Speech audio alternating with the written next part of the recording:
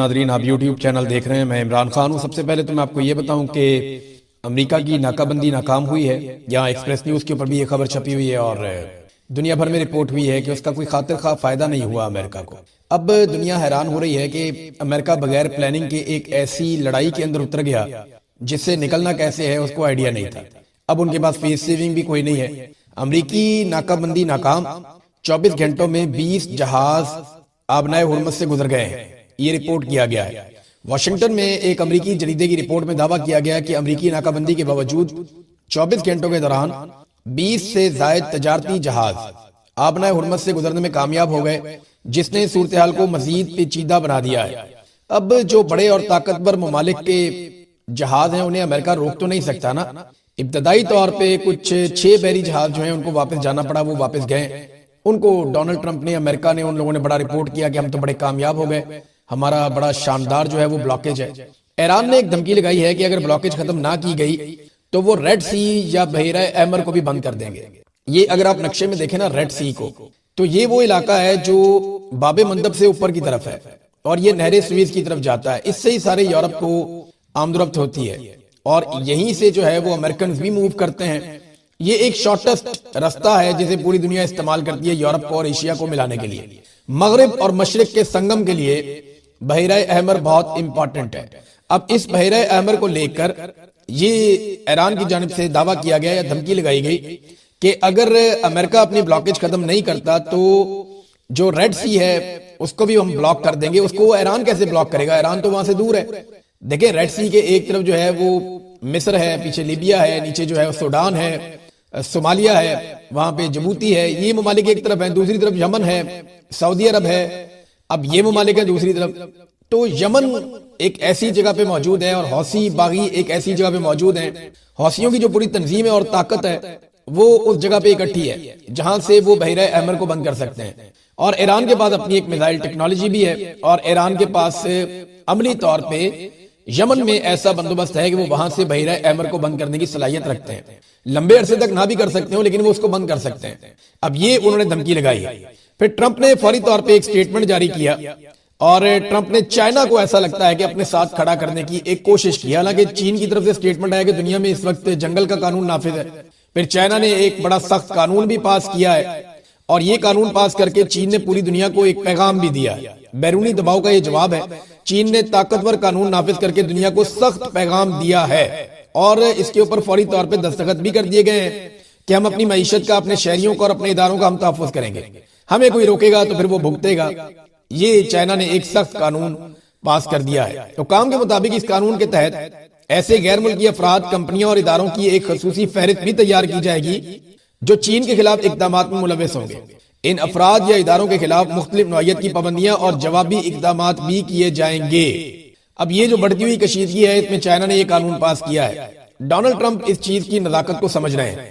Donald Trump نے کہا کہ چین ایران کو ہتھیار نہیں بیچے گا، وہ اس کے اوپر مان گیا ہے۔ اب میں پہلے آپ کو یہ بتا دوں کہ ڈونلڈ ٹرمپ نے ایکچولی جو ٹویٹ کیا اس میں ڈونلڈ ٹرمپ نے کس طرح کے الفاظ استعمال کیے اور کس طریقے سے وہ اس ساری چیز کو پورٹرے کرنا چاہتے ہیں۔ ٹرمپ نے کہا جی China is very happy that I am permanently opening the strait of Hormuz, I am doing it for them also and the world.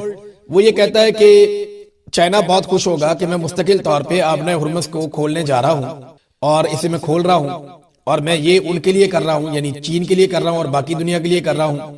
اور وہ اس بات پہ متفق ہو گئے ہیں کہ وہ ایران کو ہتھیار نہیں بھیجیں گے۔ اور جب مجھے چینی صدر ملے گا پریزیڈنٹ شی، ان کے بارے میں انہوں نے کہا کہ وہ مجھے ایک بڑا زبردست طریقے سے گلے لگائیں گے جب میں ان کے پاس پہنچوں گا۔ We are working together smartly and very well, ہم ایک ساتھ کام کر رہے ہیں، بڑے زبردست طریقے سے کام کر رہے ہیں۔ حالانکہ ایسی کوئی بات چائنا کی طرف سے آئی نہیں۔ ڈونلڈ ٹرمپ جو ہے نا وہ الفاظ سے کھیلنے کے ماسٹر ہیں، بلف ماسٹر آپ یہ کہہ لیں۔ ڈونلڈ ٹرمپ نے پہلے چائنا کو دھمکی لگائی کہ ہتھیار مت دینا۔ چائنا نے کہا ہم تو دے ہی نہیں رہے، ہمارے دماغ میں ایسی بات ہی نہیں ہے۔ پھر کہہ دیا جی دیکھا چائنا ہم سے متفق ہو گیا کہ وہ اب ہتھیار نہیں دے گا ایران کو، اور ہم جو آبنائے ہرمز کھلوا رہے ہیں یہ ہم چین کے لیے کھلوا رہے ہیں۔ حالانکہ چین نے اسٹیٹمنٹ دیا کہ آبنائے ہرمز کھلی ہوئی تھی، اس کو بند کرنا آپ کی ایک بہت بڑی ناکامی ہے اور یہ آپ نے کیا ہے۔ پھر چین نے یہ بھی کہا کہ ہمارے تو ایران کے ساتھ معاہدے ہیں اور ہم نہیں چاہتے کوئی رستے میں آئے، ہمارے جہاز آبنائے ہرمز کے آر پار آ رہے ہیں اور جا رہے ہیں، ہمیں تو کوئی روک ہی نہیں رہا۔ تو ڈونلڈ ٹرمپ چین کے اوپر احسان چڑھا رہے ہیں۔ ساتھ ہی ڈونلڈ ٹرمپ نے اینڈ میں یہ بھی کہا کہ ہم اگر لڑائی کی بات آئے گی تو ہم لڑتے بھی بہت اچھا ہیں اور ہم سے بہتر کوئی نہیں لڑتا، اس قسم کی باتیں آپ کو پتا ہے ڈونلڈ ٹرمپ وہ کہیں نہ کہیں ایسی بات کر دیتے ہیں۔ تو امریکہ لڑنے کی بھرپور صلاحیت رکھتا ہے، یہ بات بھی ڈونلڈ ٹرمپ نے کی ہے۔ اب ڈونلڈ ٹرمپ کو یہ محاصرہ ختم کرنا پڑے گا۔ اول تو وہ پہلے پوری طرح کامیاب نہیں ہوا، ڈونلڈ ٹرمپ دنیا کے ساتھ اپنے تعلقات بگاڑ تو نہیں سکتا۔ فرض کریں پاکستان کے، انڈیا کے، جاپان کے، ساؤتھ کوریا کے، آسٹریلیا کے یا چائنا کے یہاں سے بحری جہاز گزر رہے ہیں، تو ڈونلڈ ٹرمپ انہیں روک کے کیا ان ممالک کو اچھا پیغام دے گا؟ ایران تو چلو یہ کہہ کر روک رہا ہے نا کہ جی ہمیں مار رہے ہیں، ہم کیا کریں؟ ایران تو یہ کہہ رہا ہے کہ آپ کے لیے کھلی، آپ مال لے کر جانا چاہتے ہیں لے جائیں، لیکن ہمارے دشمنوں کو فائدہ مت دیں۔ آپ یہاں سے ڈالر کی بجائے آپ دوسری کرنسی کے اندر سودا کریں، ہماری شرائط کے اوپر آئیں، ہمیں تھوڑا سا پیسہ دیں، آپ اپنے جہاز لیں اور یہاں سے لے کر چلے جائیں۔ ہم نے ایک میکینزم بنایا ہوا ہے جس کا خرچہ آپ کو اٹھانا پڑے گا اور بہت ہی معمولی خرچہ ہے، تو دنیا لے جائے گی۔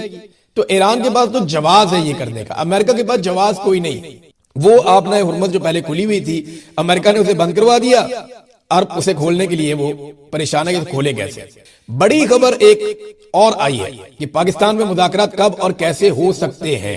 میں یہ نہیں کہہ رہا کہ کب ہوں گے، کیونکہ دیکھیں یہاں پہ جنگ ہے، اس میں ہم ایک دوسرے کی پکڑ نہیں کر سکتے۔ یہاں پہ ہر منٹ کے بعد، ہر 10 گھنٹے کے بعد، ہر 5 گھنٹے کے بعد بعض اوقات سچویشن بدل جاتی ہے، آپ کچھ نہیں کہہ سکتے۔ یہاں پہ 10 منٹ پہلے ایک پارٹی کہہ رہی ہے کہ ہم بات کرنا ہی نہیں چاہتے، ہم ان کو منہ نہیں لگانا چاہتے، 2 گھنٹے کے بعد وہ کہیں جی ہم بیٹھ کے بات چیت کرنے کے لیے تیار ہیں۔ تو جنگ ہے نا، اس میں سچویشن بدلتی ہے اور پوزیشنز بدلتی رہتی ہیں، لڑائی ہے نا، یہ نارمل حالات تو ہے نہیں۔ تو اب جو ایرانی صدر نے کہا، پہلے وہ سٹیٹمنٹ آپ دیکھ لیں، انہوں نے کہا جی ایران کو ہتھیار ڈالنے پر مجبور کرنے کی کوئی بھی کوشش ناکام ہی ہوگی، یہ ایرانی صدر نے دعویٰ کیا ہے۔ امریکہ یا اسرائیل کی جانب سے ایران کو ہتھیار ڈالنے پر مجبور کرنے کی کوئی بھی کوشش ناکامی سے دوچار ہوگی، اور ایرانی قوم کبھی بھی ایسے رویے کو قبول نہیں کرے گی، کبھی ہم ہتھیار نہیں ڈالیں گے، یہ بات ایرانی صدر نے اناؤنس کر دی ہے۔ تو دوبارہ آپ کو مذاکرات میں بیٹھنا پڑے گا۔ مذاکرات کے حوالے سے اب کچھ امریکہ کی طرف سے پہل کی گئی، پھر جے ڈی وینس کا سٹیٹمنٹ آیا، پھر ڈونلڈ ٹرمپ کا بیان آیا، اور اس کے بعد اب ایران کی جانب سے بھی جو وزارت خارجہ کے ترجمان ہے ان کا بھی سٹیٹمنٹ آ گیا، اور یہ بتایا جا رہا ہے کہ اگلے بدھ کو پاکستان دوبارہ سے مذاکرات کی میزبانی کر سکتا ہے۔ دیکھیں امریکہ اور ایران دونوں پاکستان کے حوالے سے کمفرٹیبل رہیں گے۔ امریکہ اس لیے کمفرٹیبل رہے گا کہ عاصم منیر پہ ڈونلڈ ٹرمپ کو بہت بھروسہ ہے، ڈونلڈ ٹرمپ کو لگتا ہے کہ عاصم منیر میرا آدمی ہے اور میرے مفاد کے لیے کام کرے گا۔ اسی طرح ایران کو پاکستان کے ساتھ اس لیے وہ کمفرٹیبل ہے کہ پاکستان نے اڈے نہیں دیے امریکہ کو ایران کو مارنے کے لیے۔ عمران خان نے ایبسولوٹلی ناٹ کہہ دیا تھا، تو پاکستانی عوام کی طرف سے بھی ایک بڑا رد عمل آتا ہے۔ تو ایران یہ بات جانتا ہے کہ یہ ایک ایسی جگہ ہے جہاں بیٹھ کر مذاکرات کیے جا سکتے ہیں۔ حالانکہ ایران کو پتا ہے کہ پاکستان کا جھکاؤ امریکہ کی طرف رہتا ہے، پاکستان کی بڑی مجبوریاں ہیں، امریکن دباؤ کی وجہ سے ہی ایران کے ساتھ ہم گیس پائپ لائن منصوبہ مکمل نہیں کر پائے، ایران یہ سب جانتا ہے، لیکن اس کے باوجود وہ ایران پاکستان کو ایک بہتر آپشن کے طور پہ دیکھتا ہے، اور یہ مذاکرات دونوں ممالک پاکستان میں کر سکتے ہیں۔ وینیو تبدیل بھی ہو سکتا ہے، پاکستان میں بھی ہو سکتے ہیں، لیکن دونوں کو دوبارہ بیٹھنا پڑے گا۔ آپ جتنی مرضی جنگ لڑیں، اینڈ آف دا ڈے آپ کو ٹیبل پہ بیٹھنا پڑتا ہے، اور وہ وقت قریب آتا جا رہا ہے۔ اب ناظرین ایک اور خبر، پاکستان کی معیشت کا بالکل کچومڑ نکل گیا، خاص طور پہ جب یو اے ای نے ہم سے پیسے واپس مانگے تو ان کے پسینے چھوٹ گئے تھے۔ پھر یہ سعودی عرب کے پاس گئے، انہوں نے کہا جی جو کہتے ہیں جیسے کہتے ہیں۔ سعودی عرب نے اپنی شرائط رکھی، انہوں نے فوری طور پہ وہاں پہ مزید فوج بھیجی، پاکستان کے ایئر فورس کے جنگی طیارے وہاں پہ تعینات کیے، قوم کو انہوں نے بتایا نہیں، سعودی عرب نے یہ خبر دے دی۔ اب معاملہ یہ ہے کہ ہم سب کچھ دینے کے لیے تیار ہیں ڈیفالٹ سے بچنے کے لیے۔ محمد زبیر صاحب کا سٹیٹمنٹ ہے، ان کی بڑی سخت ایک پریس کانفرنس آئی ہے، اس کا ایک حصہ میں آپ کو پڑھ کے سناتا ہوں، آپ کو آئیڈیا ہو جائے گا پاکستان کہاں کھڑا ہے۔ یہ انتہائی خوفناک ہے، اور مختلف صحافیوں نے اس کو رپورٹ کیا۔ فہیم اختر ملک صاحب نے جو رپورٹ کیا میں آپ کو پڑھ کے سناتا ہوں۔ انہوں نے کہا جی خوفناک، انتہائی خوفناک، یہ اپوزیشن کی اب تک کی سب سے بڑی چارج شیٹ ہے اس نظام پر۔ محمد زبیر کہتے ہیں کہ عالمی بحران میں حکومت نے آئل مارکیٹنگ اور ریفائنریز کو اربوں روپے کا منافع دیا، جنگ میں بھی یہ منافع دے رہے تھے۔ محمد زبیر کے خوفناک الزامات میں ملکی ڈیزل کو بھی عالمی مارکیٹ سے جوڑ کر منافع کمایا گیا۔ 4 سال میں ملکی زر مبادلہ میں 1 پیسہ نہیں بڑھایا گیا۔ دوست ممالک کے فکسڈ ڈپازٹ یا آئی ایم ایف سے پیسے آئے، اگر وہ چلے گئے تو ملک 1 ہفتہ میں ڈیفالٹ کر جائے گا۔ یعنی پاکستان کے اندر سارا پیسہ جو پڑا ہوا ہے وہ دوست ممالک کا پڑا ہوا ہے۔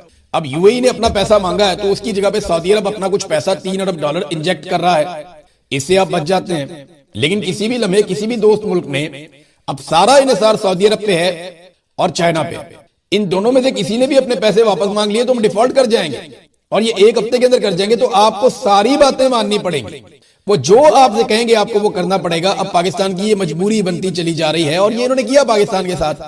حالات کہاں پہنچ گئے ہیں یہ آپ کو محسن نقوی کے سٹیٹمنٹ سے پتا چل جانا چاہیے۔ محسن نقوی نے کہا کاروباری حضرات کو مخاطب کرتے ہوئے کہ پیسہ پاکستان میں لے آئیں۔ محسن نقوی یہ کہہ رہا ہے کہ 30% پیسہ ہی پاکستان میں لے آئیں، یعنی پچھلے 3 سال میں 100 ارب ڈالر سے زائد بیرون ملک چلے گئے، اور یہ عاصم منیر کے دور میں گئے۔ یاد رکھیے گا عاصم منیر صاحب کا 4تھا سال چل رہا ہے، 3 سال سے زائد ہو گئے عاصم منیر صاحب کو۔ پچھلے 3 سال میں 100 ارب ڈالر سے زائد بیرون ملک چلے گئے، یہ محسن نقوی نے کہا۔ پھر اس نے یہ دھمکی دی کہ کراچی میں 2 لوگوں کو اٹھانے کی دیر ہے، پتا چل جائے گا کہ کیسے باہر گئے۔ اور بھئی جب باہر جا رہے تھے تب تو میں نہیں پتا تھا۔ ملک کا وزیر داخلہ اکانومی پہ بات کیسے کر سکتا ہے، لیکن کر بھی رہا ہے تو کیا بات کر رہا ہے کہ پاکستان کو لوٹ لیا گیا۔ 100 ارب ڈالر پاکستان سے باہر چلے گئے اور عاصم منیر صاحب کو کانوں کان خبر نہیں ہوئی۔ میں عاصم منیر کیوں کہہ رہا ہوں بار بار، حالانکہ ان کا یہ کام نہیں ہے، ان کا لینا دینا ہی کوئی نہیں ہے اس سے۔ عاصم منیر کا کیا کام ہے؟ وہ تو فوج کا کام ہے، جا کے ادھر دفاع کی ذمہ داری کریں۔ یہ میں اس لیے کہہ رہا ہوں کہ یہ ذرا آپ سٹیٹمنٹ سنیں، یہ پاکستان کے میڈیا میں باقاعدہ چیزیں چلوائی گئی تھی۔ یہ پہلا جو بیان میں آپ کو سنا رہا ہوں یہ کامران خان صاحب ہیں، اور کامران خان صاحب نے کیا کہا تھا آج سے 2.5 سال پہلے، یہ ستمبر کا مہینہ تھا 2023 میں تو اس وقت ISI کی قید میں تھا، مجھے تو پتہ ہی نہیں کہ کیا باتیں ہوئی بار، لیکن یہ کلپ آج مجھے کسی نے بھیجا ہے کہ دیکھیں عاصم منیر صاحب نے یہ ساری چیزیں خود اپنے کنٹرول میں لی تھی۔ یہ ذرا سنیں کہ اس وقت کیا ہوا تھا، اور ستمبر 2023 میں عاصم منیر نے کیا کہا تھا تاجروں سے مل کر۔ عرب ممالک سے جلد بھاری سرمایہ کاری لائیں گے، یہ اس چیز کو انہوں نے اس طریقے سے ایکسپلین کیا ہے کہ 25 ارب ڈالر ان کا محمد بن سلمان سے ان کی ملاقاتیں ہوئی ہیں۔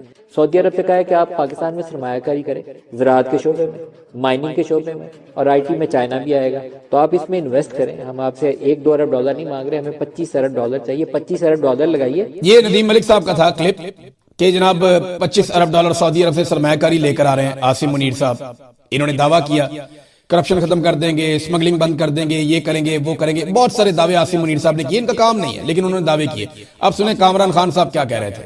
پاکستان کی اولین ترجیح ہے اور army chief general Asim Munir ببانگ دہل معیشت بچاؤ پاکستان بچاؤ مشن کی خود اب قیادت کر رہے ہیں۔ معیشت بحالی کا یہ مشن ابھی نہیں تو کبھی نہیں، ناؤ اور نیور والی صورتحال میں داخل ہو چکا ہے۔ ہفتے کو army chief general Asim Munir Karachi تشریف لائے، انہوں نے 50 سے زائد کاروباری شخصیات کے ساتھ 5 گھنٹے طویل نشست کی، اور کل اتوار کی تعطیل کے روز انہوں نے کور ہیڈ کوارٹرز لاہور میں تاجر برادری کے معاشی استحکام کے روڈ میپ کا جائزہ لیا۔ دونوں نشستوں میں SIFC کے تحت معیشت بچاؤ انقلابی مشن کو کامیاب بنانے کے عزم کا اظہار۔ SIFC کا نام آپ نے سنا، تو عاصم منیر صاحب نے تو ساری چیزیں خود اپنے کنٹرول میں لی تھی۔ اب میں یہ سارا آپ کو سناؤں تو آپ سر پکڑ کے بیٹھ جائیں گے کہ کس طرح کے دعوے کیے گئے اور پاکستان کے ساتھ کیا ہو گیا۔ آج جو پاکستان کا وزیر داخلہ ہے وہ یہ کہتا ہے کہ تھوڑے سے پیسے واپس لے آؤ، یعنی 30% واپس لے آئیں تاجر۔ بھئی جو پاکستان سے باہر پیسہ لے کر چلے گئے ہیں وہ کیوں پاکستان میں پیسہ واپس لے کر آئیں گے؟ کاروباری افراد بیرون ملک دولت کا صرف 30% واپس لے آئیں۔ محسن نقوی نے اپیل کر دی۔ ایک تو یہ وزیر داخلہ کا کام نہیں ہے کہ وہ معیشت کے معاملات میں بولے۔ نمبر 2، اگر رقم واپس لانی ہوتی تو یہ لوگ پچھلے 3 سال میں 100 ارب ڈالر پاکستان سے باہر کیوں لے جاتے؟ نمبر 3 بات یہ ہے کہ لوگ تو اپنے خاندانوں کے ساتھ اور اکیلے جس کا داؤ لگ رہا ہے وہ پاکستان سے بھاگ رہا ہے، اس کو پتا ہے یہاں پہ کوئی مستقبل نہیں ہے معیشت میں، تو لوگ پیسے واپس کیوں لائیں گے؟ نمبر 4، پاکستان میں سیاسی استحکام ہے ہی نہیں، کوئی نہیں جانتا کہ کل کیا ہوگا، کسی کو آئیڈیا نہیں ہے کہ کل عاصم منیر صاحب کا موڈ چینج ہو جائے وہ پاکستان میں مارشل لا لگا دے۔ یہ باتیں ہم نے سنی ہیں، کل موڈ چینج ہو جائے قومی حکومت بنا دے، کل موڈ چینج ہو جائے وہ کچھ اور کر دے۔ تو پاکستان میں کوئی سیاسی استحکام نہیں ہے، بند کمروں میں فیصلے ہوتے ہیں۔ 5ویں سب سے امپورٹنٹ بات یہ ہے کہ فیصلے یہاں پہ بند کمرے میں ہوتے ہیں۔ کرپشن کے پاکستان میں ریکارڈ ٹوٹ گئے ہیں، اور کوئی بھی فیصلہ سازی کے اندر جو دماغ والے لوگ ہیں یا معیشت کو جاننے والے لوگ ہیں وہ اس کا حصہ ہی نہیں ہے۔ نمبر 6 یہ ہے کہ عدالتوں میں پاکستان میں انصاف ہی نہیں مل رہا، کسی کے پیسے پھنس گئے تو پھنس گئے، آپ ریکوری کر نہیں سکتے پاکستان میں جب تک کہ کوئی فوجی یا کوئی طاقتور یا کوئی بہت بڑا سیاستدان یا حکومت کا کوئی بہت تگڑا وزیر آپ کا واقف نہیں ہے تو آپ اپنا پیسہ ہی واپس نہیں لے سکتے۔ ایسی بے شمار مثالیں ہیں پاکستان کے اندر پیسہ لوٹ لیا لوگوں کا۔ نمبر 7 یہ ہے کہ دہشت گردی پاکستان میں بڑھ رہی ہے، یہاں سیاحت ختم ہو رہی ہے، تو کون آئے گا آگے انویسٹمنٹ کرے گا پاکستان میں؟ کلائمیٹ چینج کا اتنا بڑا مسئلہ ہے کہ ہر سال پاکستان میں سیلاب آ جاتے ہیں، تو یہاں پہ آپ کہتے ہیں کہ آ کے زراعت کے اندر سرمایہ کاری کریں، تو پاکستان میں لوگ سرمایہ کاری نہیں کریں گے۔ اس کا ریزن یہ ہے کہ پاکستان کی ملٹری اسٹیبلشمنٹ نے پورے نظام کو جکڑا ہوا ہے، اور وہ ہر فائدہ اپنے گھر لے کر جا رہے ہیں، وہ ہر فائدہ اپنے لیے لے رہے ہیں، پاکستان کے لیے کوئی فائدہ نہیں ہے۔ میں نے باہر بہت سارے پاکستانیوں سے میری بات ہوتی ہے، میں انہیں یہ پوچھتا ہوں کہ جب آپ کو یہ شکوہ ہے نا کہ پاکستان میں عمران خان کی حکومت کو گرا دیا گیا، اگر پاکستان میں عمران خان کی حکومت واپس آ جاتی ہے تو آپ اپنا پیسہ لے کر پاکستان واپس جائیں گے؟ تو وہ کہتے ہیں نہیں، ہم یہ دیکھیں گے کہ عمران خان اگر آ بھی گیا تو ہم یہ دیکھیں گے کہ حالات کتنے بہتر ہوتے ہیں۔ لیکن سرمایہ کار جو ہے وہ اپنا پیسہ پھینکتا نہیں ہے، وہ اسیسمنٹ کر کے اپنا پیسہ لے کر جاتا ہے. وہ یہ کہتے ہیں کہ ہم یہ دیکھیں گے کہ ہمارا پیسہ پاکستان میں محفوظ ہے. تو میں نے کہا اس کا کرائٹیریا کیا؟ انہوں نے کہا جی ملٹری اسٹیبلشمنٹ اپنی گھٹیا سیاست بند کر دے گی جب پاکستان ایک نارمل ملک بن جائے گا، جب پاکستان میں سیاسی استحکام آ جائے گا، اور یہ جو اپنی ایکسٹینشن کے لیے، اپنے مفاد کے لیے یہ جو لوگ پاکستان کی سیاست میں حصہ لیتے ہیں اور بیڑا غرق کرتے ہیں، حکومتیں گراتے ہیں، عدم استحکام پیدا کرتے ہیں، جب یہ سلسلہ بند ہو جائے گا ہم پاکستان میں پیسہ لے کر جائیں گے. تو پاکستانیوں کو بھی اب اس بات پہ اعتبار نہیں ہے، تو یہ کہتے ہیں جی پاکستان میں ان کو پیسہ چاہیے، اور نظام لگا ہوا ہے عمران خان کو دبانے میں کہ عمران خان کو دباؤ بس. یعنی عمران خان کو دبانے میں نظام اس قدر پاگل ہو چکا ہے کہ وہ انسانی حقوق کی ساری حدیں پھلانگ گیا. پاکستان تحریک انصاف جس کے بارے میں یہ دعویٰ کیا جاتا تھا کہ وہ ایک عوام کی منتخب سب سے بڑی پولیٹیکل پارٹی ہے اور جس پارٹی کو لوگوں نے سب سے زیادہ ووٹ دیے، وہ پارٹی جس کو ایک امید کے طور پہ دیکھا جا رہا تھا، اس پہ اب وہ بات نہیں ہے. میں سہیل آفریدی کی آپ کے سامنے ایک مثال رکھ دیتا ہوں کہ سہیل آفریدی کو امید کے طور پر دیکھا جا رہا تھا، مگر موجودہ نظام کے لیے ایک بھی مشکل سہیل آفریدی کھڑی نہیں کر پایا. سہیل آفریدی موجودہ نظام کے لیے ایک بھی مشکل کھڑی نہیں کر پایا جس سے موجودہ نظام ہل گیا ہو. یہ میں آپ کو گارنٹی دے رہا ہوں. کیا ڈرون حملے رک گئے؟ یا جو ڈرون حملے ہوتے ہیں ان کے خلاف ایف آئی آر درج ہونا شروع ہو گئی؟ نہیں ہوئی. کیا کوئی ایسا چیلنج سہیل آفریدی نے کھڑا کر دیا ہو موجودہ ملٹری اسٹیبلشمنٹ کے لیے کہ انہیں لگے کہ نہیں یار یہ تو بڑی مصیبت بن گئی ہے؟ نہیں، ایک بھی مشکل ابھی تک کھڑی نہیں کر پایا. اسٹریٹ موومنٹ عمران خان صاحب نے کہا تھا، وہ ابھی تک اس کا آغاز ہی نہیں ہو پایا. علی امین گنڈا پور صاحب نے اپنی حکمت عملی سے جس مایوسی میں پاکستان تحریک انصاف کو یا لوگوں کو دھکیلا تھا، جو سہیل آفریدی ہیں وہ اس مایوسی سے پاکستان تحریک انصاف کو یا لوگوں کو نہیں نکال پائے. عمران خان صاحب کی جیل ہے، ان پہ ہونے والا ظلم ہے، ان کی قید تنہائی ہے، ان کی فیملی پہ جو ظلم ہو رہا ہے، یہ تمام چیزیں، حتیٰ کہ اقتدار کے اوپر جو قبضہ کیا گیا ہے، ان تمام چیزوں کو پاکستانی لوگوں کی نظروں میں پاکستان تحریک انصاف کی قیادت نے حتیٰ کہ آلموسٹ نارملائز کر دیا. اب چیزیں نارملائز لگتی ہیں، نارمل لگتا ہے کہ عمران خان کو آج یہ ٹارچر ہوا، نارمل لگتا ہے عمران خان کی آنکھ کا یہ ہو گیا. لوگ اس پہ زیادہ بات بھی نہیں کرتے، لوگوں کو تشویش بہت ہے، لیکن پاکستان تحریک انصاف نے اس کو کافی حد تک نارمل کر دیا ہے. آپ سوچیں کہ اس سے 10% نواز شریف کے ساتھ یا زرداری کے ساتھ ہوتا تو کس لیول کا رولا پڑتا. صرف بلاول کی پھپھو کو شفٹ کیا گیا تھا ایک جیل سے دوسری جگہ، تو بلاول نے وہ کرمس ڈال دیا تھا نا اسمبلی کے اندر کہ سارے حیران ہو گئے تھے. وہ آج بھی کلپ نکال کے آپ سن لیں کیسے جذبات تھے پورے اسمبلی کے. مریم نواز کا دروازہ ٹوٹ گیا تھا تو ماتم شروع ہو گیا تھا پورے پاکستان میں. لیکن یہاں عمران خان صاحب کی آنکھ چلی گئی، ان کی بیوی کے ساتھ ظلم بربریت، ان کی بہنوں کو بار بار گرفتار، پورا خاندان اندر ہر ایک کے اوپر ظلم اور جبر ہو رہا ہے.